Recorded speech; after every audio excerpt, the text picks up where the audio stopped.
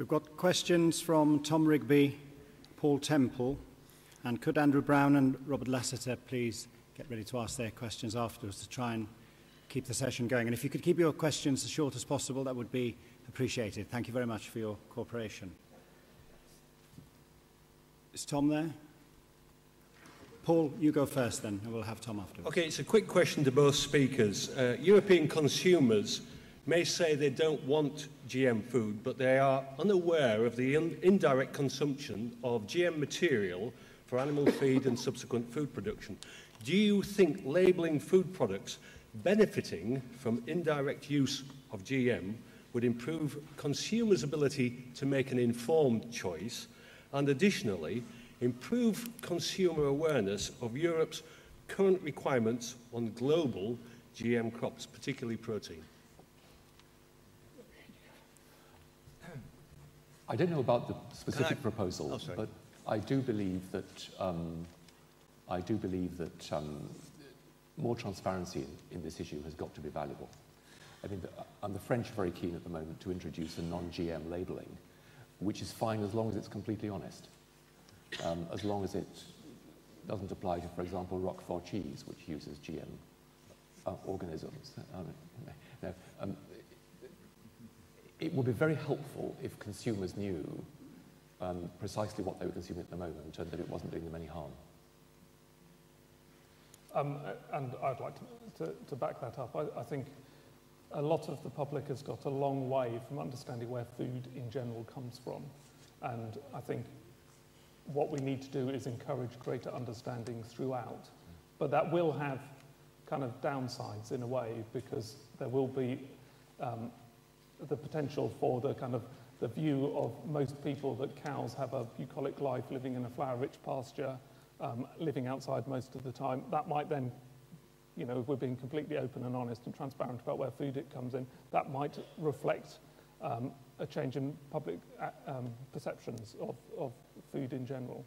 But with respect to the particular issue of GM, I think we just need to be a lot smarter about understanding and helping the public understand the whole thing about where food comes from.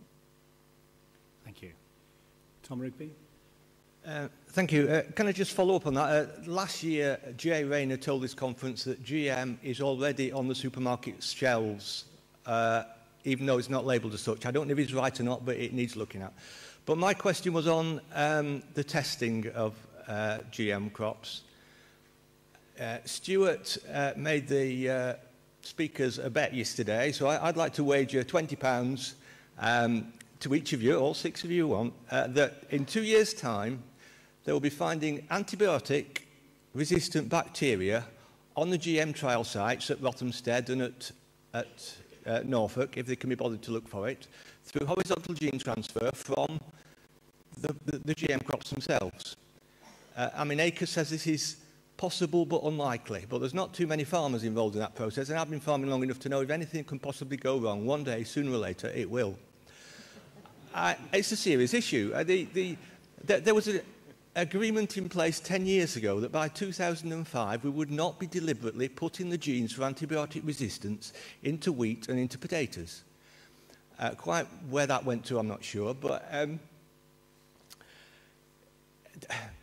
it's like there's no agronomic value in doing that. It's a remnant of the engineering process. It's like vaccinating your sheep and still leaving a needle in there, where it does no good. It has potential for common harm in the future. And there are serious discussions to be had before GM crops are grown commercially on the balance of liability between the biotech companies, between the growers, between the licensing authorities.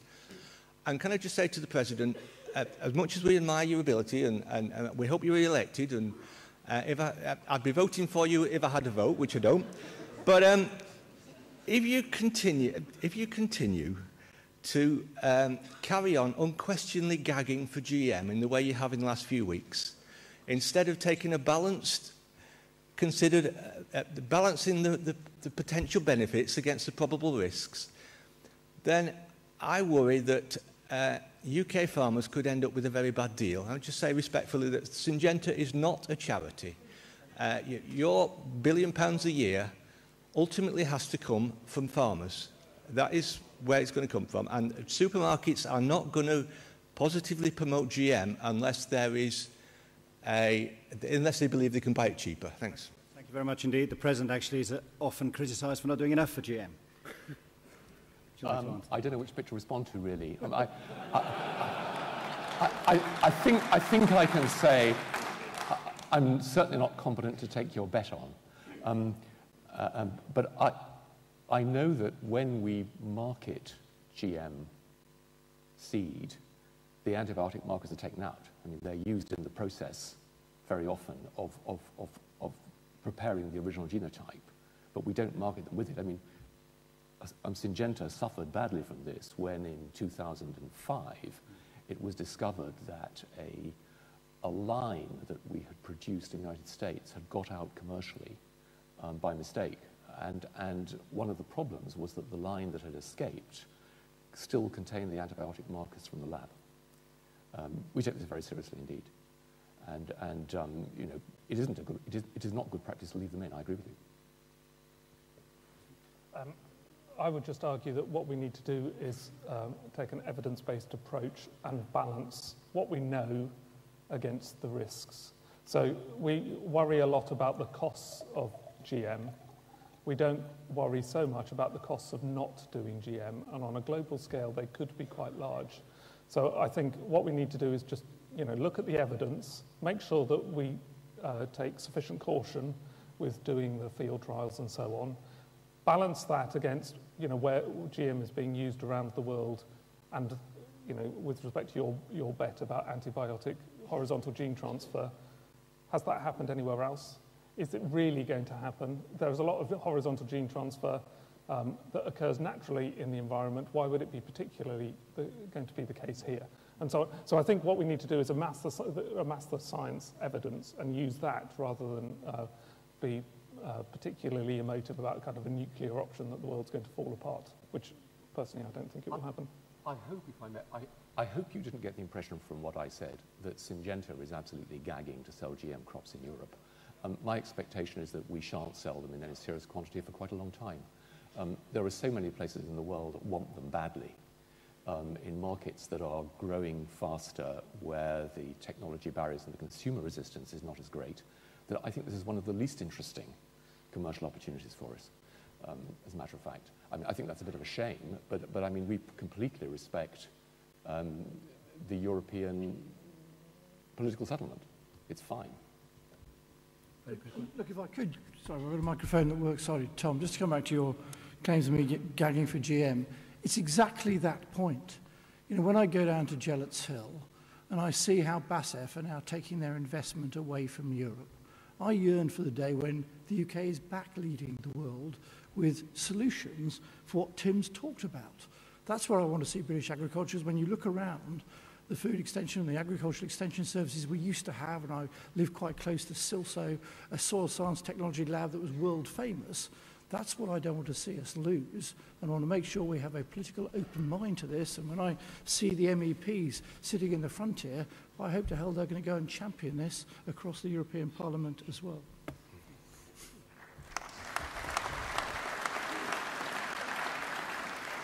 I have the next question from Andrew Brown, please. Thank you, Mr. Vice President. Was the Reverend Malthus 200 years ahead of his time in his prediction that the power of population is infinitely greater than the power in the earth to produce subsistence for man? It seems that no government is addressing this issue, which is fast approaching, as they only look 5 years ahead to the next election. How do we get them to look further ahead and plan now for the future food security of the next generations? Well, I think the government is starting to do that, and the Food and Farming Foresight report last year was a very good attempt at taking a long view rather than a short view. And in a sense, the Global Food Security Programme that I represent here today is an example of where we're trying to take a kind of joined up vision that joins international development through DEFRA kind of space, local environment farming, through to health issues on a global scale, and look for UK solutions to that. So, you know, I am quietly cheered. 5 years ago, I was getting quite scared about the way that people were not thinking in the way necessary to solve the problems, but I think the government is governments are starting to take this really seriously now. I think the good news about the population issue is that, and the food security issue is that if it doesn't go beyond 10 billion, we know we can solve it. The technology is available and in the pipeline and likely to be developed, can, even with the sustainability methods that Tim Benton described, which we profoundly support, this can be done by the world. But everybody has to play their part. If you look at why the population is continuing to grow, so, I mean, the rate of growth is actually slowing. I mean, the percentage growth per year is going down, but it's on a larger base at the moment. And the two great drivers are that people are living longer, and they're living longer in poorer countries. And so it isn't that a lot of people are being born, they just aren't dying. And that is a process that will begin to run its course as they catch up with our life expectancies, even if they go up. The second thing is, what we know is that everywhere in the world where women get control of their fertility, the birth rate falls. And we see that in country after country. And so I think there's good reason to believe that it is going to flatten out. I mean, one can imagine that the biggest demographic problems in 20 or 30 years are not going to be food, they're going to be how we handle the elderly, of whom I still hope to be one. I hope to be among them, and I mean, that's going to be perhaps a bigger problem. I shall still want to eat, I can tell you that. Thank you.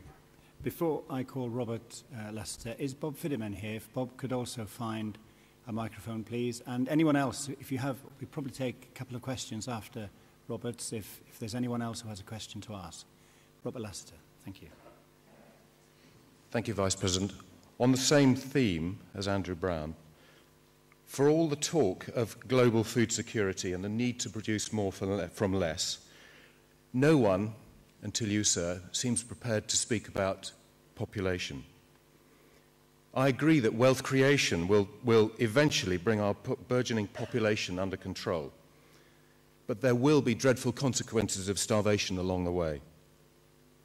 We have the knowledge and technology to prevent this. I believe it's very simple, and you've talked about female fertility control. And I believe it's a simple two-pronged approach. First of all, to educate the women of developing countries. And secondly, we have the technology, and I have it here. Actually, that's a tea bag. That won't do me any good.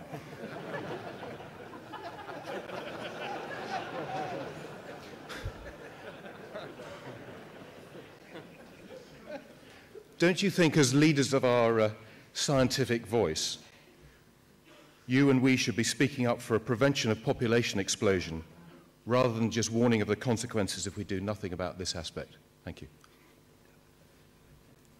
Who's going first?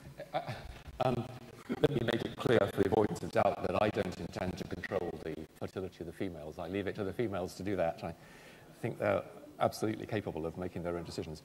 I think, in fact, the number of countries where one can talk about explosion, it's really quite limited. There are a few countries in Africa where the population is rising very rapidly, partly because they were worried 20 years ago that the population would be reduced very sharply by AIDS and put in place policies to increase the population.